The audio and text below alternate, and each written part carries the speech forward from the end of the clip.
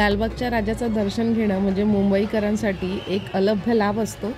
मुंबईत इतकी वर्ष राहूनसुद्धा लालबागच्या राजाचं दर्शन आजपर्यंत मी कधीही घेतलं नाही, कारण तिकडची गर्दी, तिकडचे गोंधळ मी टी व्हीवर सगळे चॅनल्सवरती ऐकत असतो, त्यामुळे कधीच इथे येण्याची हिंमत झाली नाही।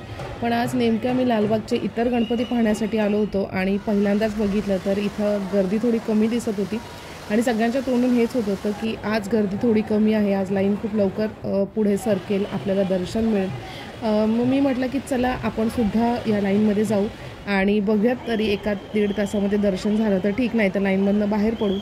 आणि अशाच ह्याने आम्ही लाईन लावली, पण नंतर माझ्या लक्षात आलं की एकदा लाईन लावल्यानंतर तुम्ही इथून बाहेर पडू शकत नाही, कारण जो फ्लो आणि जशा तऱ्हेने हा चालला आहे पुढे जात असेल तर तो त्याच दिशेने गेला पाहिजे। जर एखादी व्यक्ती उलटी चालत जर निघायचा प्रयत्न केला तर ते तसं करता येत नाही, कारण तिथे खूप गर्दी असते आणि आम्हालासुद्धा खूप गर्दी मिळाली। आणि तुम्ही बघू शकता की व्यवस्था अगदी चोख केलेली आहे, इथं कुठेही गोंधळ दिसत नाही आहे, पण काही ठिकाणी अरेरावी होत असते, पोलिसांबरोबर बाचाबाची लोक करत असतात आणि त्यामुळे त्यांना थोडंसं स्ट्रिक्ट व्हावं लागतं आणि त्यामुळे ते गोंधळ दिसून येतो।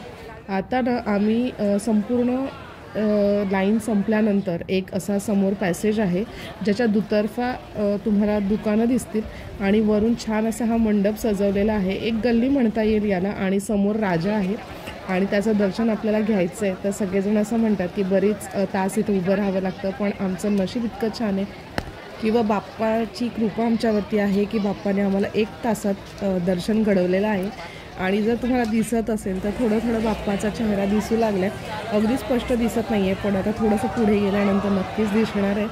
तर सजावट इतकी भारी होती ना की बघता क्षणी काय म्हणजे आपण दुसरा विचारच करू शकत नाही, ते सजावट बघता बघता आपण अगदी मंत्रमुग्ध होऊन जातो। ती मूर्ती पाहण्यात म्हणजे इतके दंग होऊन जातो की काय सांगू।